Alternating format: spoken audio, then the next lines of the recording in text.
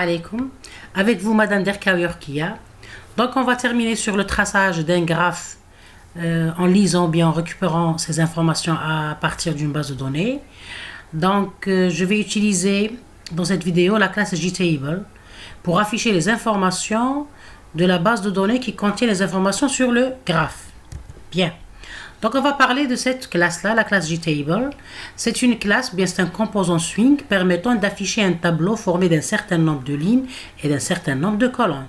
Donc ça peut être un vecteur, c'est-à-dire qu'il y a comme colonne égale à 1 et plusieurs lignes, ou bien une matrice avec par exemple n colonnes et m lignes. En plus des lignes du contenu, le JTable a également une ligne d'entête présentant un titre pour chaque colonne. Donc il nous donne le titre de chaque colonne, c'est-à-dire son libelle, bien son nom. Un JTable a donc d'un côté des données et de l'autre côté des données d'entête. On peut voir les données comme un tableau à 2 dimensions dans lequel chaque valeur correspond à la valeur d'une cellule du tableau. Quant aux entêtes, on peut les voir comme un tableau de chaîne de caractères parce qu'il contient les liblets de chaque colonne. Bien, donc pour pouvoir utiliser un objet de cette classe, on doit utiliser les constructeurs de la classe. Donc il existe plusieurs constructeurs de la classe. Il y a le constructeur par défaut, c'est-à-dire son paramètre, tous les modèles par défaut pour les 3 modèles qu'on va voir maintenant. Il y a le premier modèle JTable avec 2 paramètres, int rumRows, int numColon. NumRows and numColon, c'est-à-dire autant de cellules vides avec des lignes et des colonnes.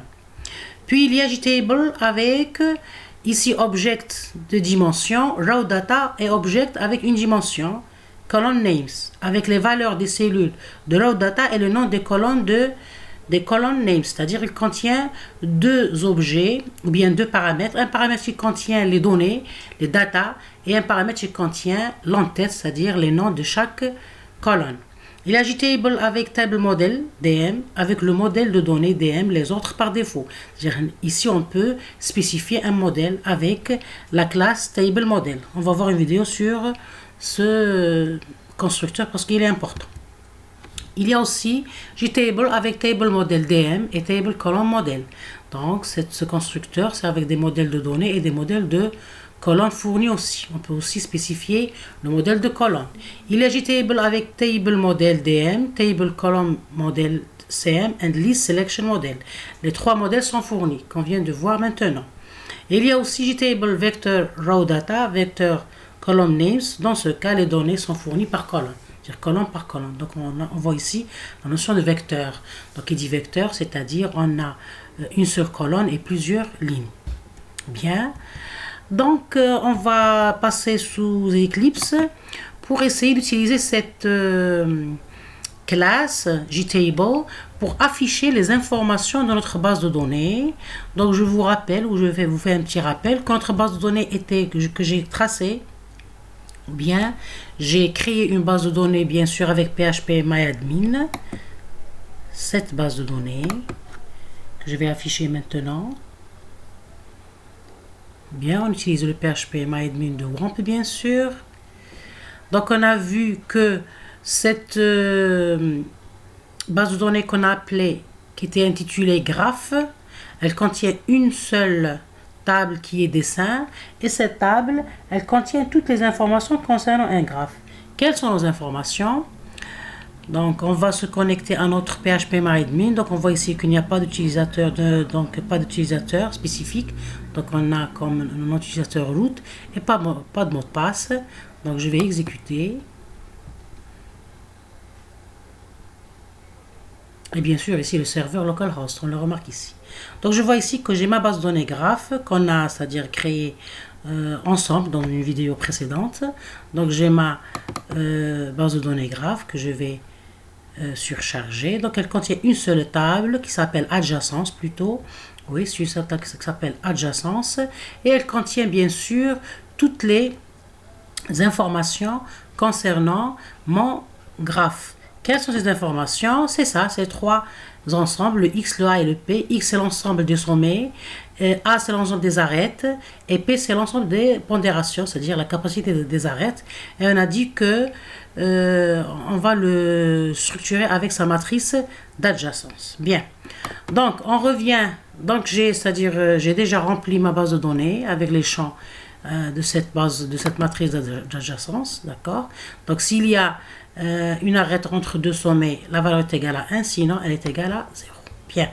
Donc, je reviens sous Eclipse. Je remarque ici que je vais utiliser le principe de réutilisation en orienté objet, c'est-à-dire que je vais réutiliser les mêmes programmes que j'ai déjà créés. Donc, j'ai créé ici un objet que j'ai appelé BDD1. J'avais déjà créé un projet qui s'appelait BDD où on a créé une base de données.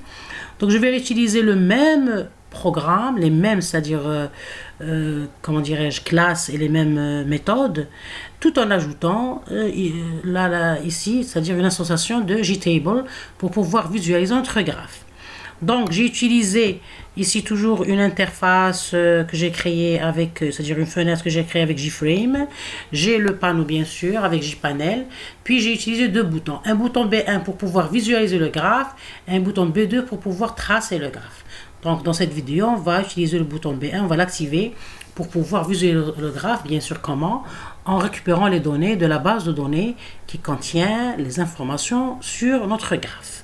Donc, j'ai utilisé les méthodes pour, bien sûr, créer la fenêtre, la nominer. Donc, j'ai nominé ma fenêtre, visualiser un graphe. Bien sûr, je lui ai donné une dimension 00900-500. Bien sûr, une couleur, j'ai choisi une couleur background de sillon, par exemple. Bien, j'ai créé un bouton B1 et j'ai redimensionné ce bouton. Bien sûr, en désactivant le set layout par défaut, donc avec l'instruction, bien avec la méthode set layout égale à nul, paramètre égal à nul. Donc, je peux ici spécifier les bornes de mes boutons. Bien, donc B1, c'est la visualisation du graphe. B2, c'est le traçage du graphe. Bien. Donc, bien sûr, puisqu'on va utiliser une base de données, donc je vais charger le pilote JDBC. Donc, c'est tous des programmes que j'ai réutilisés parce qu'on les a déjà codés dans un projet précédent qu'on a déjà vu pour la création d'une base de données et la manipulation des requêtes SQL.